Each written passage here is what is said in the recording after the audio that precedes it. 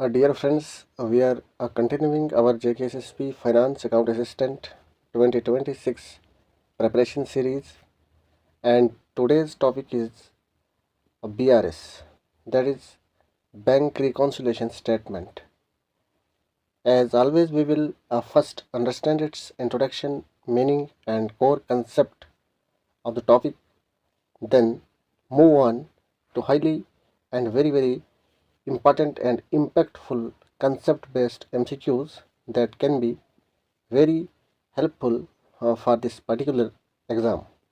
So make sure to watch this video till the end and share it with your friends who are preparing, and strongly support the channel by subscribing, liking and sharing this video to your friends. दोस्तों, जैसे कि हम continue कर रहे हैं JKSSP FAA exam को, जिसमें काफ़ी जो पहले के जो लेक्चर्स हैं वो हम कर चुके हैं, और आज हम कंटिन्यू करेंगे बैंक रिकन्सिलेशन स्टेटमेंट को। यहाँ से भी आप एक दो क्वेश्चन एक्सपेक्ट कर सकते हैं। तो बिना टाइम वेस्ट किए हुए हम आज के टॉपिक पे आते हैं। फ़िलहाल इसके मीनिंग पे एक जो नज़र है वो रख लेते हैं।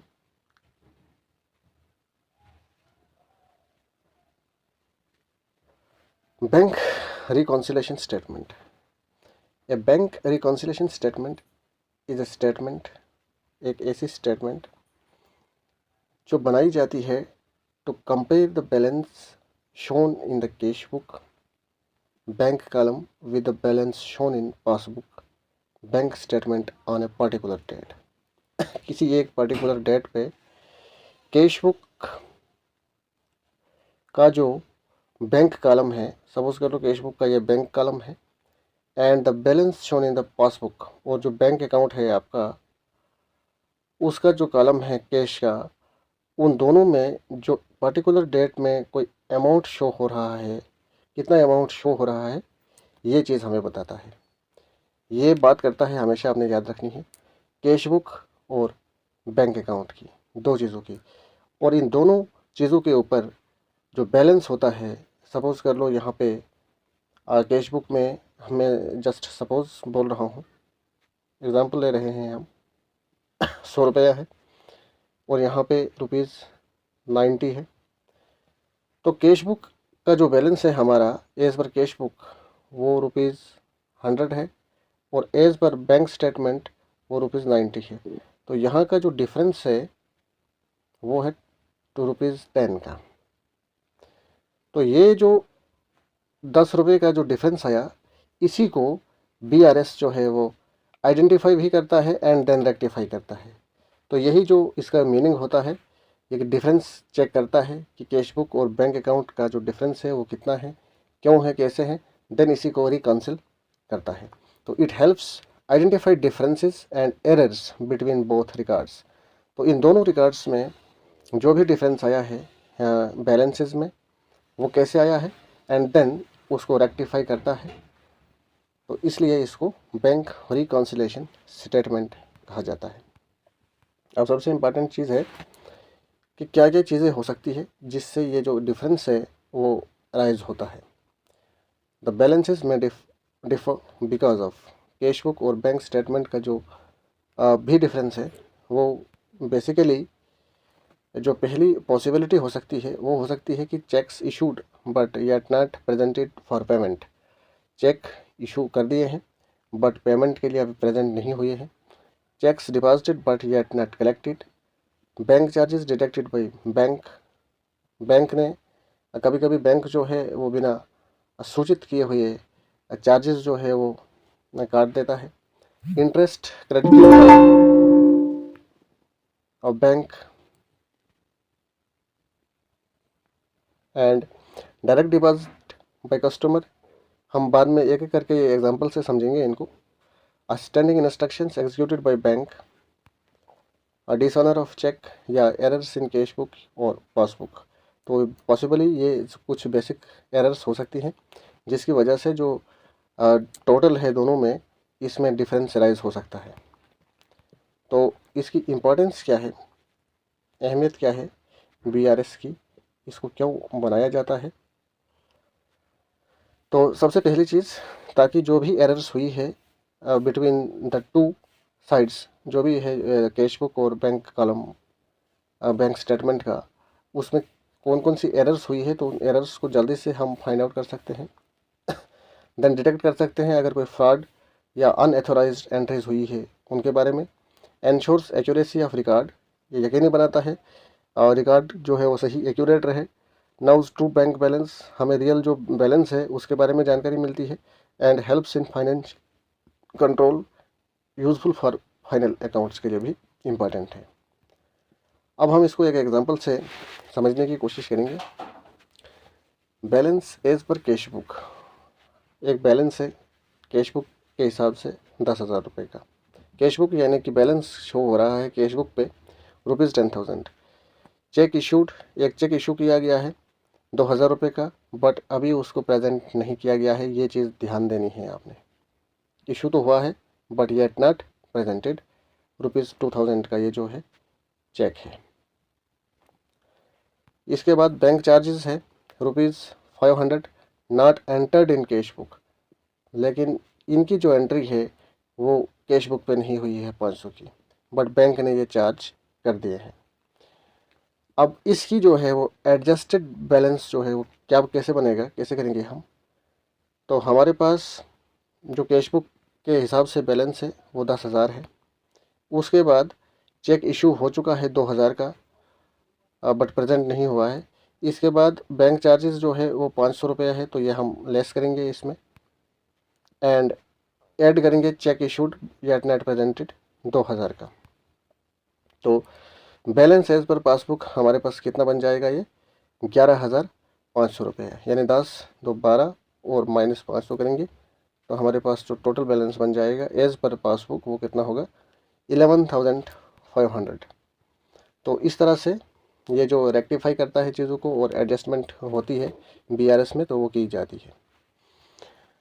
तो अब हम चलते हैं एमसीक्यूज़ की तरफ। और एमसीक्यूज़ जैसे कि ऑलरेडी मैं आपको बता चुका हूँ कि मैं इस तरह से फ्रेम करता हूँ ताकि आपका जो बेसिक कंसेप्ट है वो क्लियर हो जाए, क्योंकि अभी पूरी तरह से जो हालात है वो बदल चुके हैं। जेके एसएसपी हो या जेके पीएससी हो, क्वेश्चंस जो है वो बहुत ही ज़्यादा डेप्थ में जाके पूछे जा रहे हैं, जिसके लिए ज़रूरी है कि सबसे पहले हमारा जो कंसेप्ट है किसी भी टॉपिक को लेके वो बिल्कुल 100% सही होना चाहिए, तभी जाके हम चीज़ों को अच्छे से समझ पाएंगे।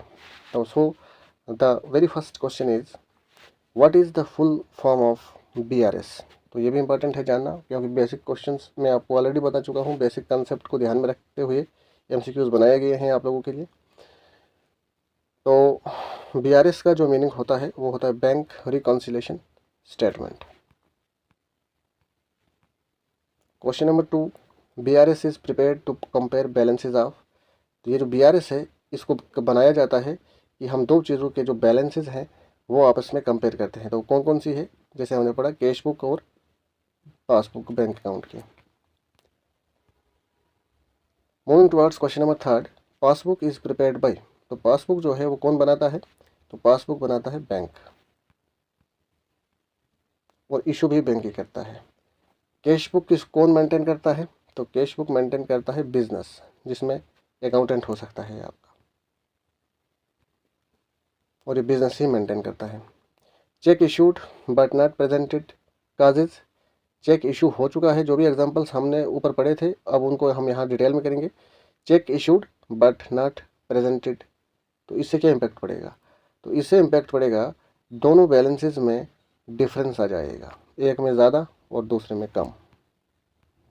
जैसे cash book record payments, bank में नॉट रिकॉर्ड इट, तो नतीजा क्या हो गया, नतीजा difference in balance.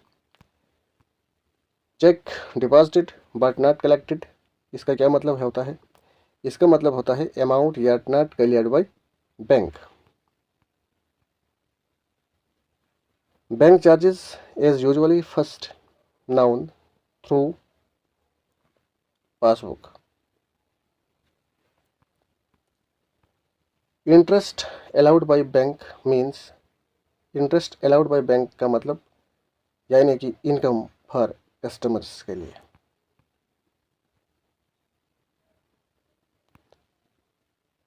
Which book shows overdraft clearly?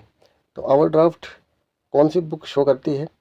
तो ओवरड्राफ्ट पासबुक शो करता है। तो सबसे पहले हम समझ लेते हैं कि ओवरड्राफ्ट होता क्या है। ओवरड्राफ्ट फैसिलिटी बैंक देता है। सपोज कर लो आपके अकाउंट में 10,000 है और आपने विड्रा जो है 15,000 की है।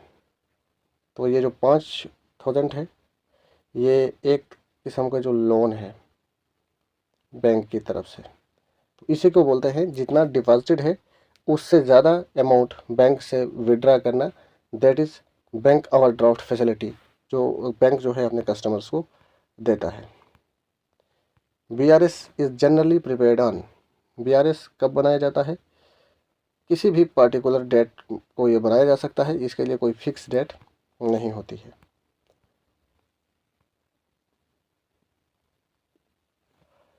Direct deposit by customer into bank account will first appear in? जब भी कोई कस्टमर जो है सबसे पहले जाके बैंक में डिपॉजिट करेगा तो इसका जो अपीयरेंस है वो सबसे पहले हमें कहाँ पे दिखेगा? तो वो बैंक अकाउंट की ही पासबुक पे दिखेगा। Standing instruction means? Standing instruction क्या होता है? बैंक फॉलो करता है रेगुलर पेमेंट इंस्ट्रक्शंस को। Dishonour of cheque means? Dishonour of cheque होता है चेक जो है वो रिजेक्ट हो गया है, अनपेड हो गया है, जो आपके अकाउंट में क्रेडिट नहीं हुआ है, unpaid cheque. Main purpose BRS का? तो BRS का जो मेन पर्पस होता है वो होता है बैलेंस मैच करना एंड देन एरर डिटेक्ट करना, जो डिफरेंस आया है उस बैलेंस में मैच करने के बाद। If bank charges are not entered in cash book? अगर बैंक ने कोई अमाउंट डिडक्ट किया है, चार्ज किया है, उसकी एंट्री कैश बुक पे नहीं हुई है, तो cash book balance will be क्या होगा? हायर देन एक्चुअल, क्योंकि कैश बुक के हिसाब से वो बैलेंस, सपोज करो 10,000 1,000 था, तो बैंक ने चार्ज कर लिया है 500, तो होना क्या चाहिए था? बैंक कॉलम के हिसाब से, पासबुक के हिसाब से 500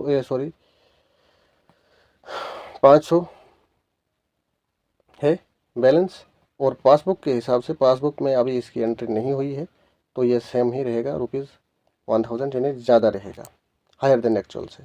एक्चुअल ये है 500।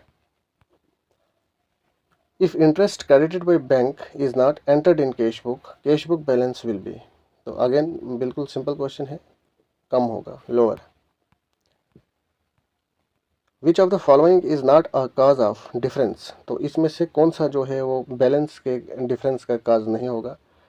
Timing difference, errors, unpresented cheques या सेल्स प्रमोशन? तो इसमें सेल्स को जब हम प्रमोट करेंगे उसका कोई भी प्रभाव दोनों बैलेंसेस के ऊपर नहीं पड़ेगा, बाकी इन सबसे पड़ सकता है। Question number 18, BRS helps in detecting? BRS क्या हेल्प करता है हमें डिटेक्ट करने के लिए? फ्रॉड को भी, एरर्स को भी, और जो मिसिंग एंट्रीज है उनको भी। Question number 19, if cheques issued is not presented balance as per passbook is usually? बोलता है अगर चेक इशू कर दिए हैं बट प्रेजेंट नहीं हुए हैं, तो जो पासबुक है उसके हिसाब से जो हमारा बैलेंस है वो क्या होगा? तो वो बैलेंस जो है वो, जैसे हमने एग्जांपल से अभी ऊपर समझा, ज़्यादा होगा, एज यूजुअल जो होना चाहिए था। और आज का हमारा आखिरी क्वेश्चन है, BRS is prepared by? BRS जो है इससे कौन बनाता है? काफ़ी इंपॉर्टेंट क्वेश्चन है। इसको कस्टमर बनाता है और इसको बिजनेस ही मेंटेन करता है। तो दोस्तों ये था हमारा आज का टॉपिक BRS, जिसको हमने समझा, इसका meaning, introduction, importance and then concept based कुछ इंपॉर्टेंट MCQs भी मैंने आप लोगों के साथ शेयर किए। तो आई होप कि आपने पूरा वीडियो देखा है और आपको काफ़ी चीज़ें क्लियर हुई है। तो आप लोग चैनल पे नए हैं, चैनल को ज़रूर सब्सक्राइब करें और ज़्यादा से ज़्यादा दोस्तों तक ये वीडियो शेयर करें ताकि सभी लोगों को इसका बेनिफिट मिल सके। और हम इस सीरीज़ को कंटिन्यू रखेंगे फाइनेंस अकाउंट असिस्टेंट की। जून एंडिंग में या जून जुलाई में इसका जो पेपर है वो होने जा रहा है, तो इस चीज़ को ध्यान में रखते हुए हमारे पास टाइम कम है, तो अकाउंटेंसी एंड बुक कीपिंग के बाद हम दूसरा टॉपिक शुरू करेंगे। तो इसलिए आप सभी लोगों से रिक्वेस्ट है कि आप चैनल को ज़रूर सपोर्ट करें। Thank you.